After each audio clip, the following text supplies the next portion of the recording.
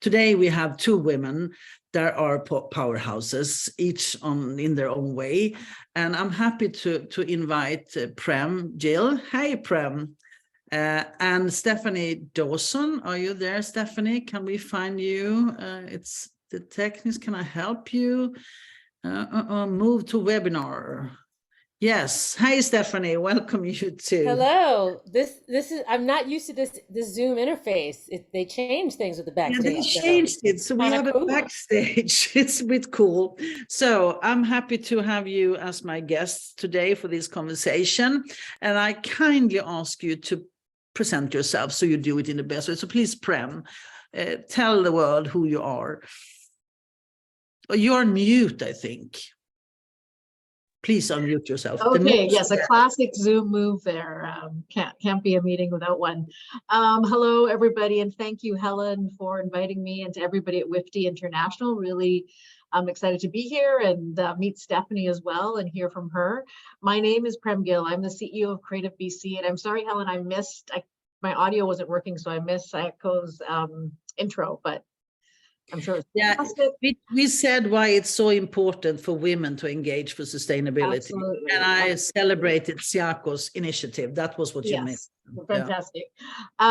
So I am here in Vancouver, which is in British Columbia, in Canada, on the traditional territories of the unceded territories of the Coast Salish people, the Musqueam, Squamish, and Tsleil-Waututh.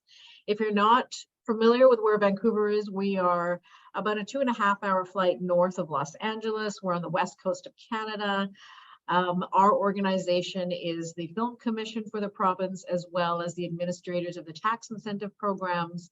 And we offer a variety of grants and support and economic development programs for the film and television industry in BC. We also lead the Real Green Initiative for Canada, as well as leading here in British Columbia, which I'll be speaking more to. So that's very quick about me and our organization, and I'm really excited to be able to share some of the work we've been doing with you. I come back with questions to you when Stephanie has told us who she is. So please, Stephanie. Thank you again, Helene, for inviting us. Thank you, Sayko, for the brainchild. It's lovely to meet you, Prem. As everyone said, my name is Stephanie Dawson. I am coming to you from Brooklyn in New York. So this is the unceded territory of the Canarsie and Lenape people. I work as a producer for WNET Group, which is the PBS affiliate in New York, New Jersey, and Long Island. But I have worked as a production coordinator, line producer, PA, all those things across scripted television, scripted features, unscripted, like reality television. I've worked in branded content, and now live events in public television. So I count myself as one of those people who is taking, some of the mandates and some of the programs that Prem and other individuals who are working in New York and working in the US around implementing sustainability on sets as much as we can. So far it hasn't been perfect, but I'm here to, I love what Sayko did say about, women are the ones who often initiate a lot of this change. And so I think it's fantastic that we're talking to international women in film and television to discuss this very important topic. So thank you again for inviting us.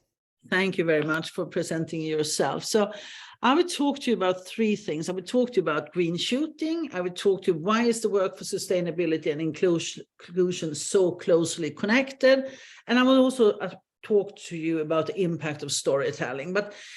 And I would start to talk to Prem for a while, and then I would talk to you, and then we talk together, and then we will finish with questions and reflections. So for those of you who are listening, there are a Q&A box.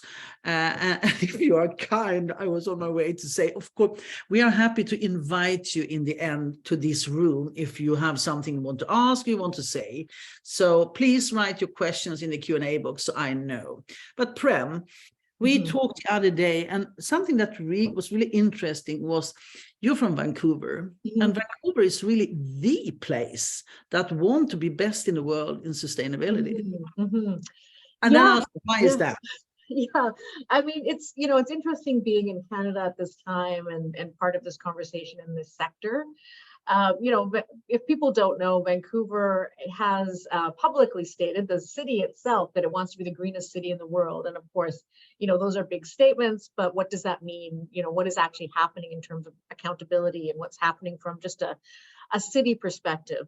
But right now here where we live, there is from the municipal to the provincial governments, which is our regional government, to the national governments, there's a lot of synergies in terms of, climate conversations, policy development, and certainly in this sector. I think I'd mentioned to you, Helene, that the other day when we were chatting that, people may not realize that the origins of an organization like Greenpeace are from Vancouver, that things like that started in this region all those many years ago.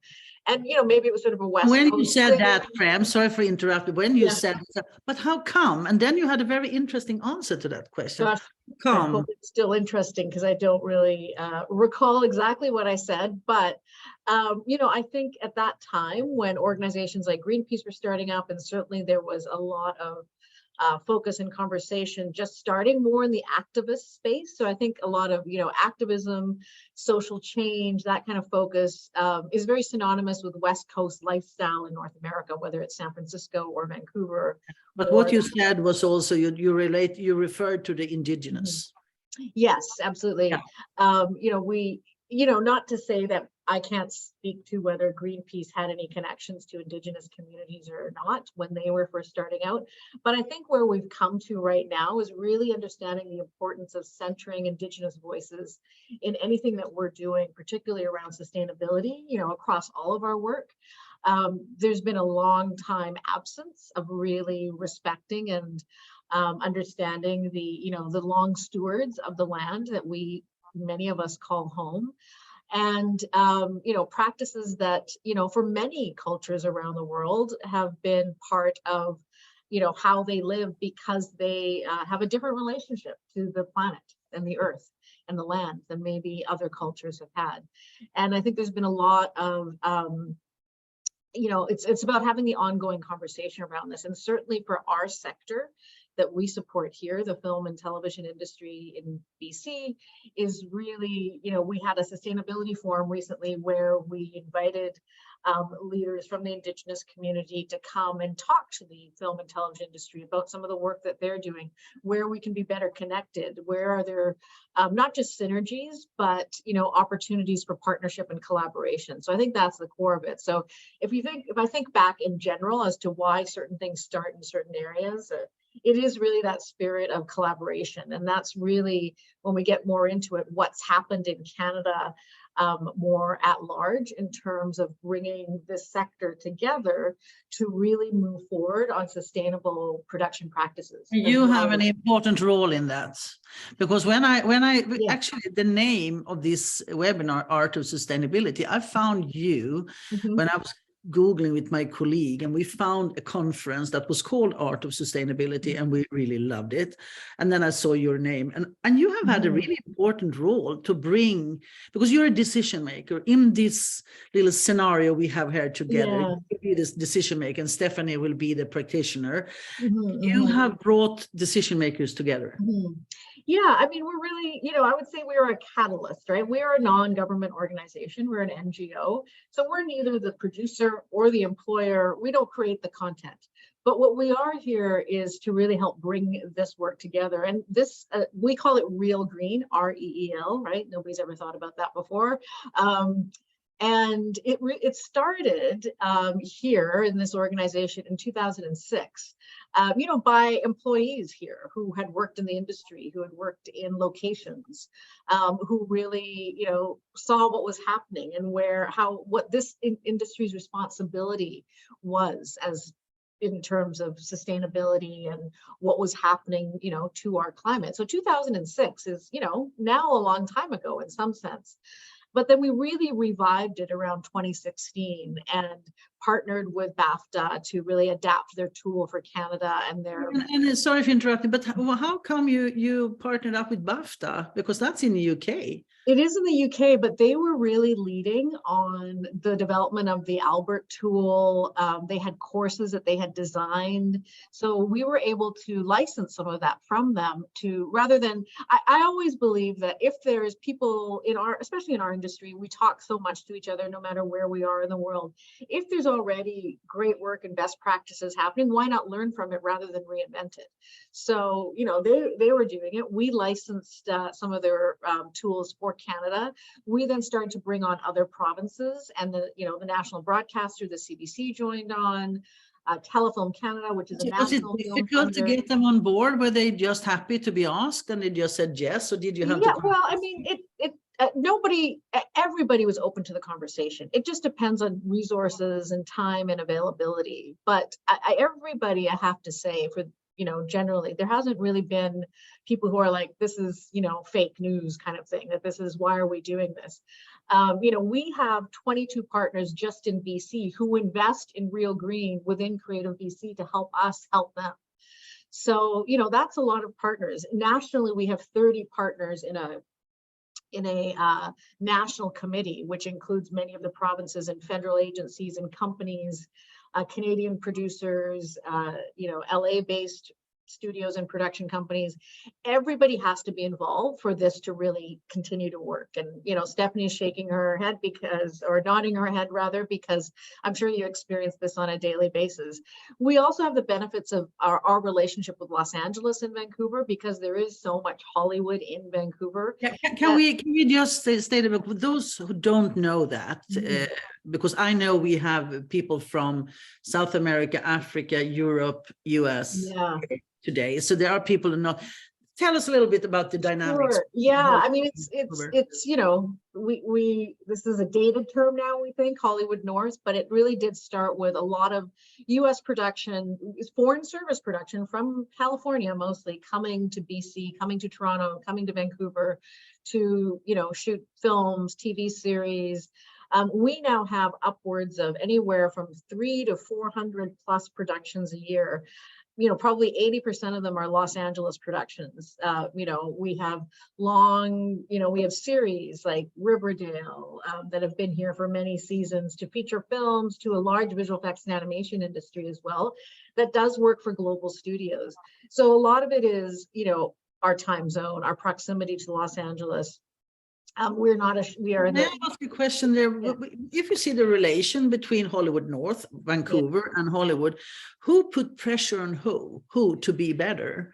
You know what? It does work both ways, I would say. I have to give a lot of credit to some of the studios like Warner and Disney who were here, who had sustainability people in their organizations in Los Angeles, who started working with some of their productions here to encourage them to start to implement practices. And there was a real, sort of perfect storm of timing when we were working to bring the Albert tool to Canada. There were more and more sustainability leads at the major studios. The Canadian productions were also turning a focus to this. So we could really learn from what they were doing on maybe larger shows in Los Angeles and adapt it to what works in our jurisdiction. And that's kind of what you have to keep in mind. Again, in Vancouver and all of the surrounding municipalities, so Greater Vancouver, we have a lot of, even as a regular citizen, I get, green pickup at my home. I have all the recycling. I can take electronic, donations, recycling to a place nearby. I'm in my office today here. We have the organization called Keeping It Green is a company that picks up things from offices like white styrofoam. So we just live in a place. Yes. Is it fun to be a decision maker and have the ability to point in a direction of sustainability? Yeah, absolutely. I mean, is it fun? Sure. It's also very gratifying. Look, there's a great team. We have a sustainability lead on our team. Her name's Smiley Karana. She really does this on a daily basis. I get to come in and, I get to speak about it in forums like this, but they're focused on it on a day-to-day basis. I know, but I want to stay with you because I hear that there is a lot of complaining that decision makers should be more aware. And you have some impact in your work. And when you talk about, we can read in your face that you are very enthusiastic. You have thousands of examples. Yeah. You share that you, in a way, love this. Do Yeah. you? Yeah, absolutely. I mean, I care about it, right? Just like, you know, that's why for us really developing it even further with a strong intersectional lens, knowing that, you know, different types of people have different experiences around all of these things is so critical and important. Yeah. So yeah. Why is it important? Because now you helped me and tuned into the next. Why is sustainability and inclusion so connected in your point of view? I don't think it can be disconnected. I think it is, you know, if we're going to be effective, it's about, yes, learning from other people, but also, you know, and I'm not just talking about our sector, but I think in general around sustainability. You know, we're looking at, you know, climate refugees who are, you know, now having to leave their homes and their countries because it's unlivable. I mean, even here, you know, we are a privileged country and we have had, you know, unusual climate events. You know, not in California today, there's major floods in February where they never used to get rain for months and months. I think all of this is trying to understand how all of this is impacting people of different socioeconomic levels, of you know, racial backgrounds. It impacts different people differently, you know, in a variety of ways, and we can't just look at it through our own privileged place that we sit in if we're really thinking about the greater good and what our future looks like together as, you know, humanity, without sounding too like, you know, it's really, you know, we all know we're at a very critical time here. And this sector, our role, so while, you know, yes, I'm a decision maker, but I'm not on production like Stephanie, right? I'm not on the set. What we can do is build it and really push it out there and hope that people really continue to adapt it, because they're the ones that have to make it real. And from where I sit, we do see that happening. Thank you, Prem. I think we jump over to Stephanie, but I think there's a very logic, because when I talked to you the other day, your dream wasn't from the beginning to be in the film industry. You started in another way, Stephanie. Would you like to share what was your dream first? Well, it's funny. My dream had always actually to work in film and television. But you didn't tell me about that. You told me about what? Yeah. So, and it's great that we had that opportunity to speak before. So, as I shared before in my story, I studied engineering as an undergrad, and my focus was on environmental science. And as I was thinking about this after we spoke, Helen, I realized I grew up in a generation where we were seeing oil spills and we were watching all these commercials and specials about ducks and geese being cleaned off with soap. And I'm just like, why does this have to be this way? So I think that, you know, my generation of folks in the 80s and early 90s, I think we had a different understanding than maybe activists in the 60s and 70s had about environmental science, but it's something that I pursued as a vocation. But when I started working, I actually started in IT simply because of, you know, the job market at the time, because I had an engineering background and computer science skills. After to film and TV later on. Yeah, right? well, after a few years of working in that profession, I realized, I mean, honestly, it was 9/11. I was a traveling consultant and I was flying all the time. And then when planes, to me, literally, they felt like they were falling out of the sky. I was like, do I really want to be flying around? And if I am I going to do it for some company that I don't know, or should I do it for what I love? And that is film and television. So I quit my job. I went to Full Sail down in Florida and really focused on film education, and then eventually came to New York. And then when I got to New York, I worked on a commercial for a big box retailer, and they mandated sustainability on their shoes. So it was the first time I saw eco managers. The thing that left the biggest impression was after lunch, one of the two eco managers put on these big long gloves and went through the trash after the meal to separate compost from recycling, because, you know, there's an onus on the individual to separate things properly, but the eco manager can take it one step further and say, you know what, if you don't do it properly the first time, we can help you. Like, we're here to support you. That was great. So it was a time when it clicked for me, like, oh, I can work in film and it can be sustainable, because I had just accepted that film is wasteful. I watched all the behind the scenes, and we hear about these massive sets that are created and all these costumes that are built, and we never hear about the fact that a lot of that stuff ends up in No, but I landfill. want to stop it and be a little picky there, because I think Sure. I was so impressed when you shared that it really put something together in you, that you could do something that you believed in, and then Yes. what that you thought was fun or whatever. You brought something together. That's what I heard. Is that true? Oh, it's absolutely true. And I think it validated for me that I could do film and television and not feel like I left the world worse than when I came into it. So it definitely clicked for me, and it has on every set, I just tried it a little more to encourage other people on my sets. Hey, we could possibly, have more recycling, or maybe we don't need maybe you don't need that location. Maybe you don't need to travel these people. Like all these little steps that we can do, these little changes we can make can impact our project, and we can still make our art. Hey, we can still put out our content, so it's But would you like trying to to open share people up to that. because you have experienced green shooting, right? Mm-hmm. Yeah. So would you like to share some experiences with us from green shooting? And if you have comments, Prem, I can see sometimes but please interrupt and say or ask Stephanie, but share with us, Stephanie, what have you done? What's your experiences around green shooting? Sure. So that first commercial, I feel like was like 2010. And again, we had two people who were assigned to this commercial.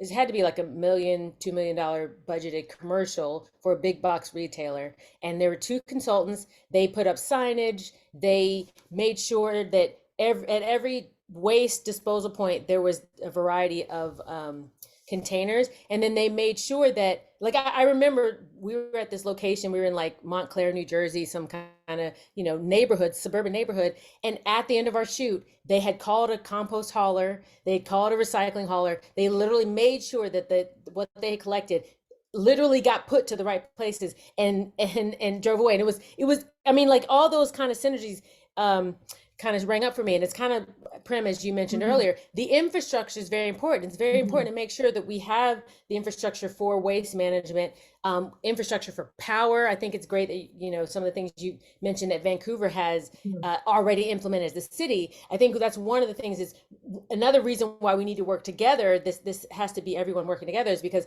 we need the infrastructure. We need vendors to have more, battery options, more rechargeable options, less power, using less power as we're putting together our projects.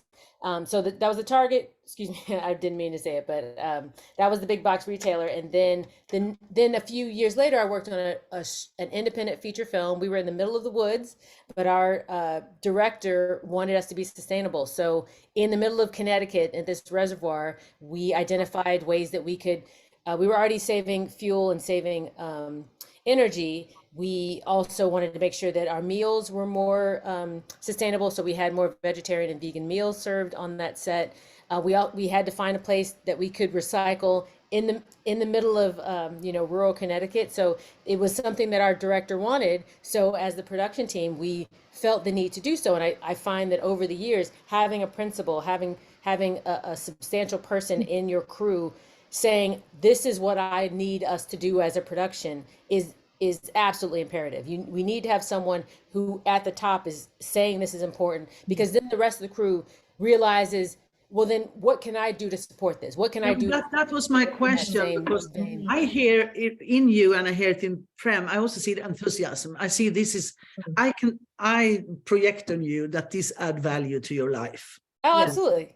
Yeah, absolutely. But I'm not sure everyone in a crew experiences that way. Was the resistance big, or were everyone, yeah, hell no, we go this way, or was it, how was it?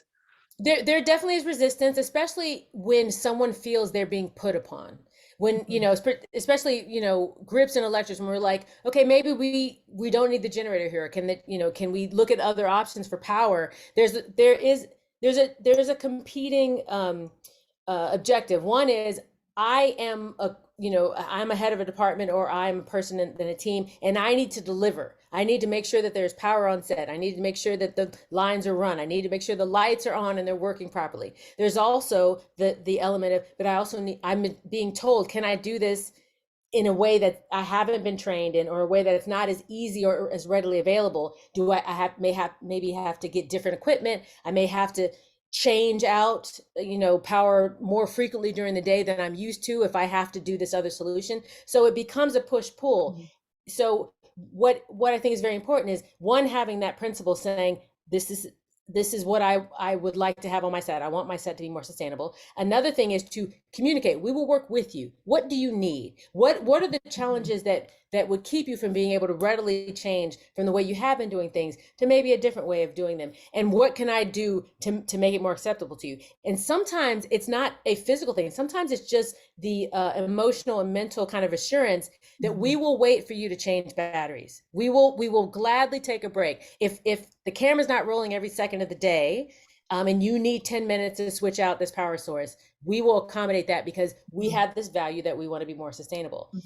So I think it's a combination of people who are not used to doing things maybe in a more sustainable way, and people who feel that the infrastructure is not there. So now it's something that, on top of not having enough crew, not having enough money, not having enough time to execute what I need to do on the set, now you're putting another thing on me to execute. So we have to be aware and meet people where they are. Yes, we do want sustainability.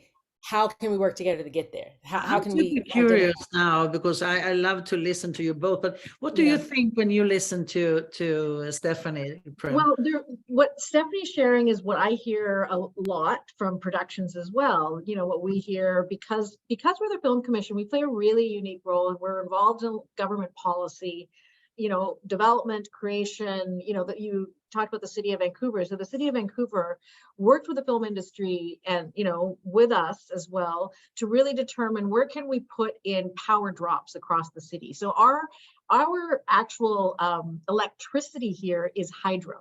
So we're already starting kind of from a clean perspective, because the electricity that comes into my home is hydro powered already. So we have that here. So these power drops, they really talk to the industry about what are major locations that are regularly used, so you don't bring in diesel generators and massive trucks where you can just come in and plug in, in a downtown location for, shooting somewhere. So that's been a big, important piece. We have a clean energy committee that we lead, that brings industry partners and government people from different levels, and as well as the hydro provider, to talk about how can they support the work of the sector to contribute to this.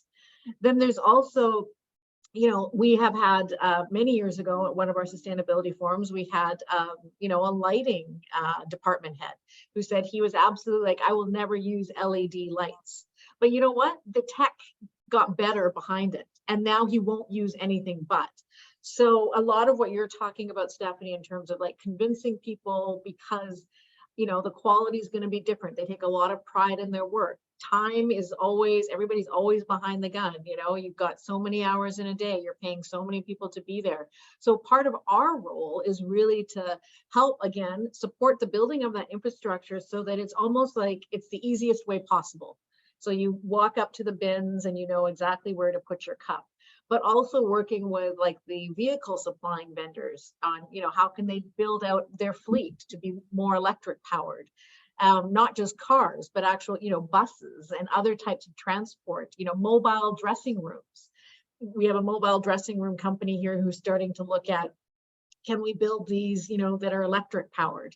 So this is sort of like, you have to look at every level of it. But I do agree with Stephanie that that's why I sort of say, yes, we can be a great blueprint, but your infrastructure, which so many of these things are out of the control of the industry, it really is, the where you live and what your jurisdiction is, what those, what's available to you.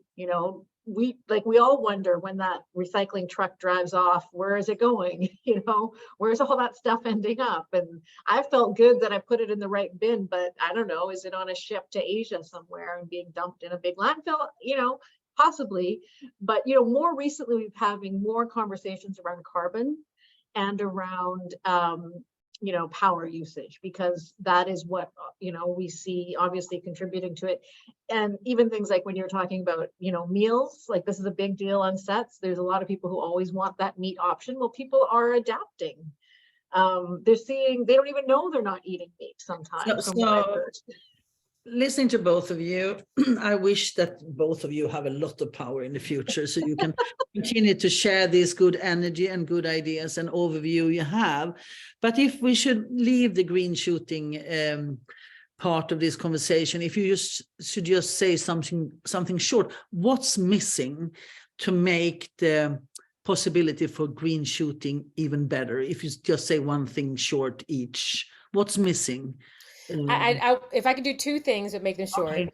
One is mandates. We do need the distributors, the studios, the audience to mandate it, because that's what's going to make going to make producers and studios and everyone feel that, oh, I need to do this. I need to make sure that I meet this criteria. And the other is infrastructure. We need our governments, we need our cities to provide power drops. It's one thing to have electric vehicles. We need the power drops. We need the charging stations.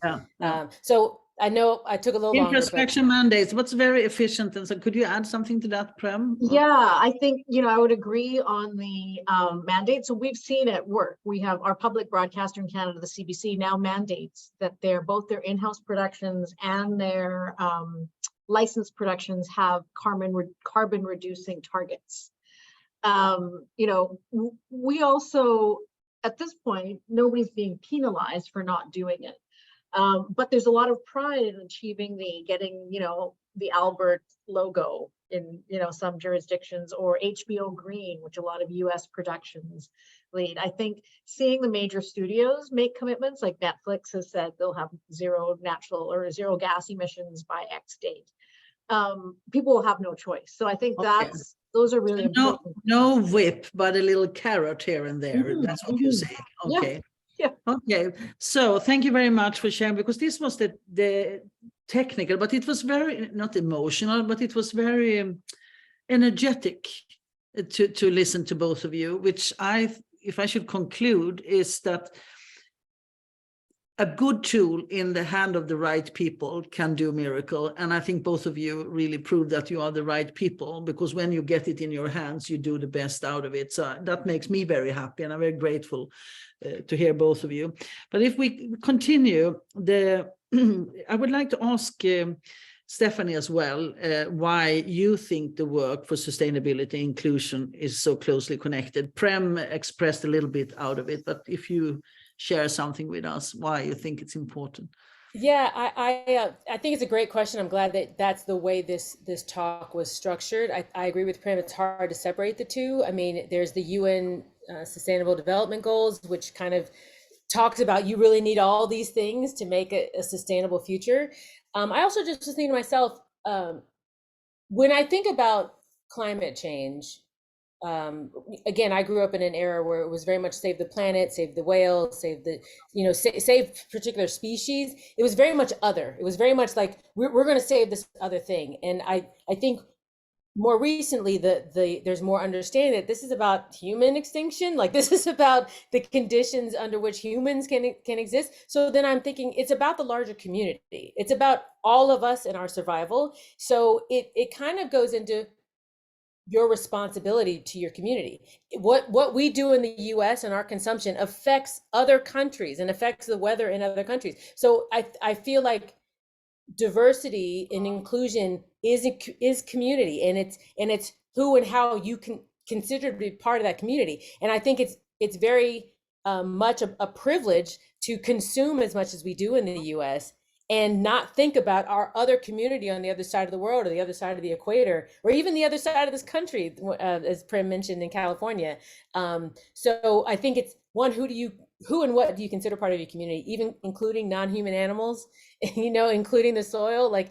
So I think it's very basic. If we, instead of trying to silo individual ideas, I think it is about community, who we consider part of our community, and what we feel is our responsibility to them. I also, as Prem mentioned, we need everyone to work together. So it is a global problem. It's going to be a global solution.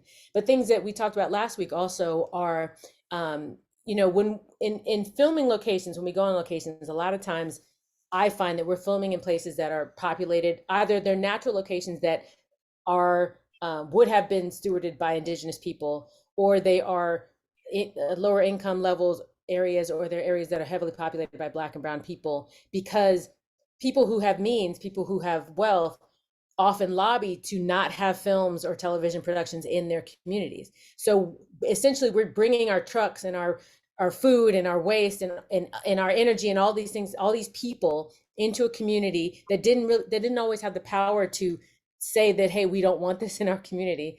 And then we're leaving our trash behind. We're ordering things, we're loading all these trucks, we're having generators run. We're affecting the health of the community that we're filming in. And so I think there's another question about what is our responsibility to the communities where we are filming.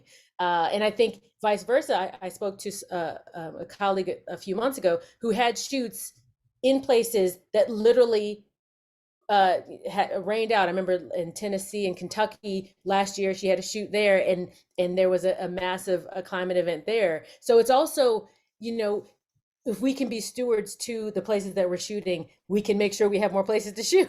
When we prepared, you said that it should be a rule that you leave a place better than it was when you came there. I believe so, yeah. I think the leave no trace concept can work also for where you're working. I will continue, and I encourage you who are listening, if you have any questions or reflections, please write in the Q&A box, and I will invite you if you want, of course. But before we invite more people, and I think I want to ask both of you, because me and Stephanie met in a conversation group that have a discussion about sustainability and a checklist for script. I pitch it I hope it's okay to share, but is it possible on a very stage of development to be more aware? That was the question, and we should not go deeper into that, but I'm super interesting to hear, I think I start with you, Prem, your take on that the stories, because I don't think there is any doubt that we are the most powerful area of film and TV making in the world, because I mean, we're all consuming media. Yeah. So what do you think about that? The actual content, how that is structured, and the stories we share? For sure. So, we're having a lot of conversations of really, working together from script to screen, right? So from everything to, we have a whole community, a motion picture community initiative on leaving productions, the communities we were, Helen, the last time you were in Vancouver, February 2020, before the world locked down, we had dinner very close to the downtown east side of Vancouver. We didn't know what Corona was at that time. Isn't that weird? Well, I think we did, Helen. I think you were a little bit in denial for traveling. Okay. Anyways, we didn't make each other sick. We had a lovely dinner, but it was in a very, challenging part of the city here. Leaving places better than you found them, or contributing as much as you can to a community, extends to this as well. And also from that, some people are calling it climate storytelling. Some people are, we're calling it sort of script to screen in terms of where real green intersects. We also, as an organization, provide development funds to people.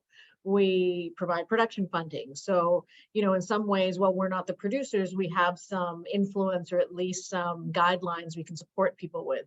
And, so some of that can come from, yes, your story can actually be about something that's devastating that's happening, because of climate change. But that's where the intersectional lens comes in as well, and the opportunity to really have authentic voices telling those stories. Because if it is about, a migrant that had to come because their land is no longer livable and come and live in North America or in Western Europe or someplace, well, it should be their story to tell with their voice. And I think that's another place where those can intersect. To what your characters themselves, if it's scripted, are actually doing, where they're riding bicycles and that their home might be solar powered. They seem like minor things, but the screen, the more the screen reflects our realities, and it's the same with wanting to see more like brown faces when I was a kid on, mainstream television, which I never saw, has an impact on you. And it's the same when you see, whether it's a really popular, mainstream regular cable television show to some high-end, White Lotus type of production. that the characters, what are they doing themselves? So I think there's multiple ways to do this. And we certainly, through our agreements, encourage people to look at the green production practices. Here's the course you can take. It's actually free. This is what's available to your crew. So again, it's the behind the scenes and in front of the camera, and they're intersecting more and more. Do you see change happening in that direction right now? Because you must have an overview being in your position. Yeah. I mean, I think we see, because, well, ultimately what ends up on the screen, right, is what, whether, like, I don't know, I get irritated if I see a character using a plastic straw or something, right? Like, I think you're just starting to see those simple things on, a character shopping at a grocery store and bringing their own, shopping bags. Yes, we are starting to see that. And again, the other thing that's related but not related is we also have something called a sustainable lockup, where productions can donate set pieces, flats, all kinds of things that any production, from a local web series to a major production, can first go and source things as that reusing of materials. Just a sidebar thing that I wanted to mention, if other people are thinking about what can they do, even in a small community of all the producers in town, well, that might be, that's a very easy way to be able to share resources. Cool. If I could jump in, I think on my way to invite you to give your take on this, please. Yeah, I think, to the whole point about climate storytelling, up until fairly recently, there's been a focus on the production level of sustainability. So only, when we're on set, what's happening. And so there was a lot of, I'm just characterizing in a general way, there were a lot of writers who felt like, well, I can't contribute to, I don't have any control over the set or the shoot, so I can't contribute into sustainability. So I think the emphasis on climate storytelling and allowing writers to know that, one, they can write climate stories, and two, those climate stories are not always about disaster. It's not about the end of the world. Oftentimes it's about normalizing practices that are either aspirational, what we hope people can do, or identifying some of the challenges that have happened, like dark waters and things of that nature, that let us know how our environment is impacting our community and what we can do to help aid in, counteracting those things. And then also, allowing, I think, to Prem's point, allowing there to be a more representation. I loved when you mentioned it. It's like another sustainability and inclusion kind of intersection is representation matters. When you see someone behaving in a way that you either aspire to or you also do, it helps normalize. It's not so weird that I bring my own set of straws and my own silverware, and that I, make sure I have in New York, I have my water bottle with me at all times. If I go out to eat, I have my own silverware. I have my own reusable napkin. All of these things make, up until recently, we've often had that character's the odd character. They're kind of, we don't really like them. They get made fun of. They're kind of on the fringe. But now we're inviting more stories where those characters, they're not necessarily on the fringe. They're also not the wise or the they're not separated as others. They're an example.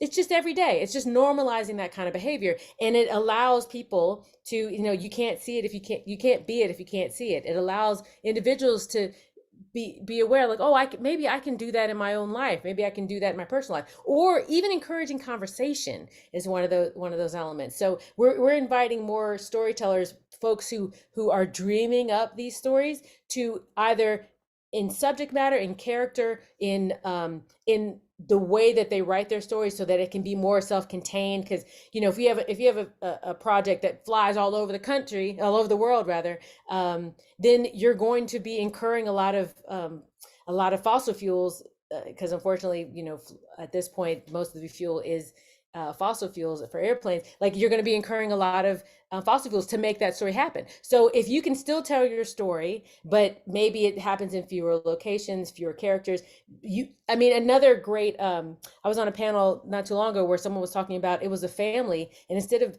instead of having the family have all new clothes, they made sure that as the story progressed, the younger kids were wearing the clothes that the older kids had worn before, which is what we do in real life. But for some reason, we have this perception that if it's a movie, it's a television show, they need to be flashy and they need to have the newest, hottest trends. So just little things like that. Really, it honestly goes back to reflecting what our real life is, like re-wearing clothes in a show. Like you rarely see someone wear the same thing in a show.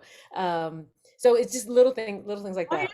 Are you, if I ask both of you, are you hopeful for future? Because I was listening, I saw this Netflix series where they had, it's Harry and Meghan who present people that are future leaders. I don't remember the name, but I was listening to Greta Thunberg, and she says, I don't want you to feel hope. I want you to panic, she said. And I said, oh my God, that's strong. But in a way, because now we talk a lot about action, we talk a lot about what to do and to be constructive. But are you scared, or how do you look at the future, and do you even think of it, or how do you deal with it? I'm super curious about that. Would you like to start? Yeah, I would say I'm scared. I'm scared for the next generation. I'm maybe not as scared for myself. When I look at kids in my family, I have nieces who are 6 years old, twins. And since the summer they were born was one of the first summers where there was too much smoke in the air because of forest fires, they couldn't go out. They were 2 months old, and that, there's 3 weeks in that summer. And I remember looking at them and thinking, is this how they're going to remember their childhood? Wearing masks, not because of COVID even, because it was unsafe to go out, to breathe the air. So, I don't necessarily worry for myself personally in that sense, because I'm of a different generation, but I do look at the next generation and feel a lot of responsibility. So am I hopeful? I'm hopeful that we can, I have hopefulness within it, maybe not like, yes, we're going to get through this, because we all know the reality. I think it's being realistic. And that's a lot of the work that we can do. I can maybe influence through my job, is helping people do their part and being realistic about what we can do, but also challenging ourselves and pushing ourselves to something different. But I'm very focused on what are their lives going to be, 40 years from now, when we're all not around and they're inheriting this world. And that is a motivation. So I get Greta's panic. I think she's a very important voice in all of this, and mobilizing a generation, and generations, above her as well. But it is I see it more as, I feel responsibility, and that I take very seriously, both, in my work and not in my work. And I think that's how, how you kind of get through the day. You can't be, be in a dark place all the time. We're not going to be, for me, I can't be productive if that's how I'm going to live. Same thing that, when it comes to DE&I, I've been involved in that world my entire career. There's been some dark times. There continue to be a lot of negative things happening, but doesn't mean I ever stopped. And I think that would be the message, is like, we can't stop. We have to be relentless.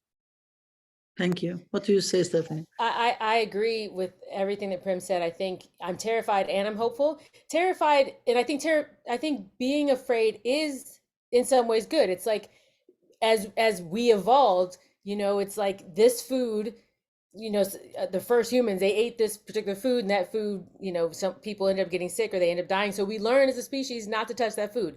When we learn what to be afraid of, we learn what not to do. If we learn that the behaviors that we've been doing are endangering ourselves and our fellow community members, non-human animals, like if we learn that and we understand and we come to a point of terror, i.e. don't ever do this again, or find a way not to find a way to have a future that doesn't have this way of being, great. That's a good educational tool. I am hopeful because of people like Greta Thunberg. I didn't mention at the beginning, but I should have, is I'm also one of the co-chairs of the Producers Guild of America Green Committee.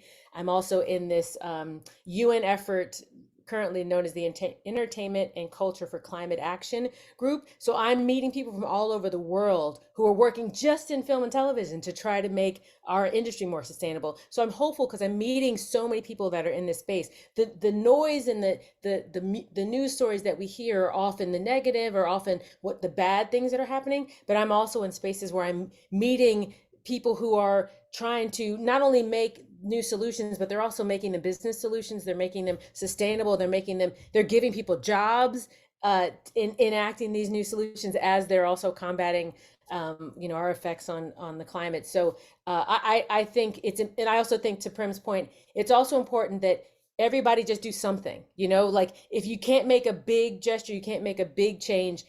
Any change, even incremental, is getting us closer to where we want to be and further away from that place where we don't want to be. So I think it's beneficial to be horrified and hopeful. And the other thing I was going to say is that I think, as Prem said before, seeing someone with a plastic straw also engenders a kind of reaction.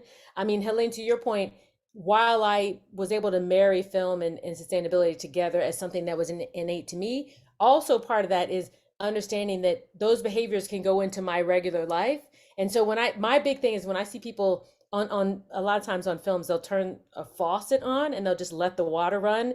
And I'm just like, as it's running, I just slowly just feel it. I'm like, what is the story point of showing just water just flowing down a drain? Like it's these things. So I think the being horrified helps you identify behaviors that you can change in yourself, and you can encourage other people to change, so that we can get to this place that we all hope to get to eventually. I would try another thing. It was something that happened in the backstage room before you came in, Prem, because you and I had a little chat, Stephanie, and I don't remember what we talked about, but I remember that I told you that it took me so long to think that I have something important to contribute with to the common good, that for a very long time I felt that I was a weirdo and that my ideas was not important. Today, I think my ideas are super important, and I'm so happy it came to me. But do you recognize yourself in that you think that others are more clever than you in a way, and that you are a little bit wrong? What do you say, Prem? Do you?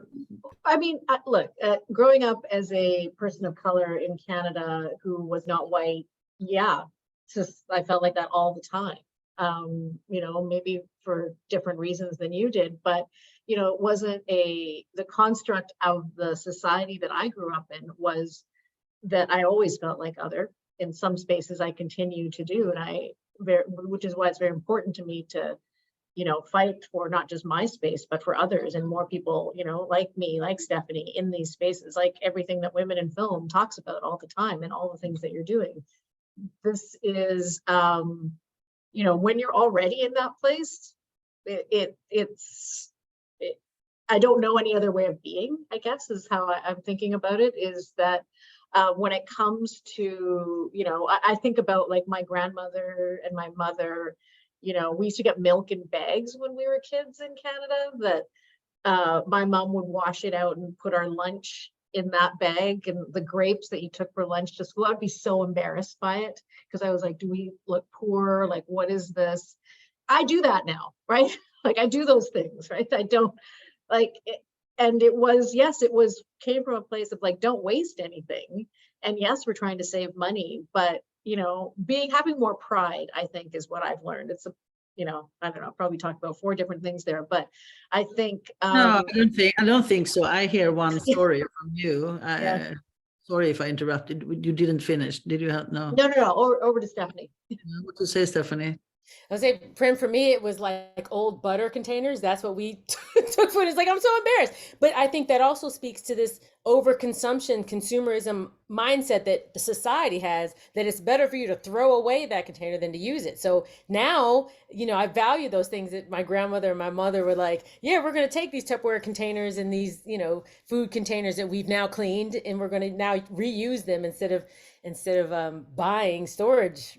Why buy Tupperware when you can use the sour cream container, right? Exactly. And it makes sense now, but back then it was like, oh, you feel embarrassed because other people didn't do that. To answer your question, Helene, I think similar to what Prem was saying, I joke with my family that deep inside I'm a 12-year-old white boy, because every film that I watched as a kid was always the coming of age story of some 12-year-old white kid, from Stand By Me to, The Explorer. So I really felt like, well, I don't exist in that world, but I have similar experiences to them. So me personally, as Stephanie, my viewpoint doesn't matter, but where there's intersection to those actors, I can, or those stories, I can see where I fit in here. So it always felt like it was a little bit on the fringe.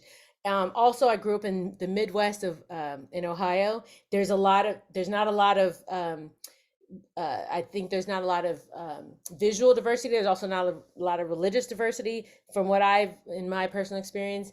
I always felt like what I see represented around me is what is correct, is what is valid, is what is the standard. And then the people that I'm actually interacting with, this must be some fantasy world, because this is never reflected on what I saw. So as I grew up and realized, actually, it's the world that's the fantasy world is the one that's I'm projected all the time, because no one I know has that shared experience. So it was like, oh, wait a minute. So then maybe what I feel is also valid, because it's not that I am not worthy of being on that screen. It's that there's a very small population of people that are making what content is on that screen. And so we need more of our stories to be told, so that we can reflect what's actually going on for us. So it was funny, like as a kid, some of these shows are being remade now. And so, I'm rewatching all these stories. I'm like, yeah, I totally identify with all these like teenage white boys, because that was what I was presented as coming of age stories.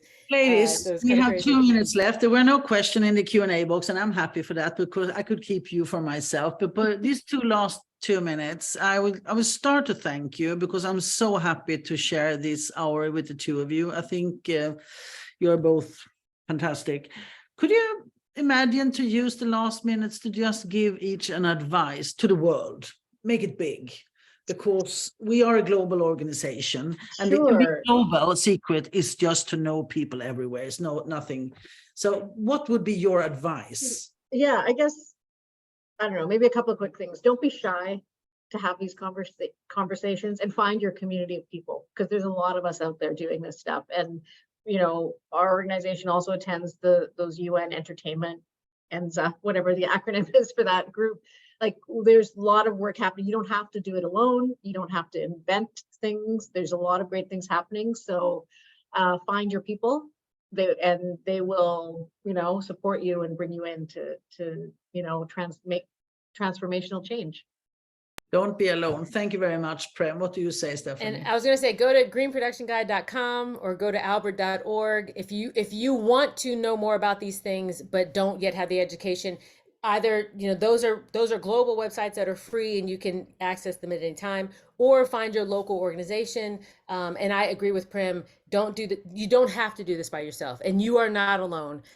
Find a community, and just the other thing is, on your next shoot, just think, there's one thing I'm going to change. I'm going to implement one new thing that's more sustainable than I had on the last one. You don't have to change everything all at once, because as that thing becomes old hat or included in your process, then you'll do the next thing. And years from now, you will have a full suite of practices and crew that know how to do the sustainability measures. So don't give up. Do every little thing you can. Get educated. Find your community, and change one thing on your next show.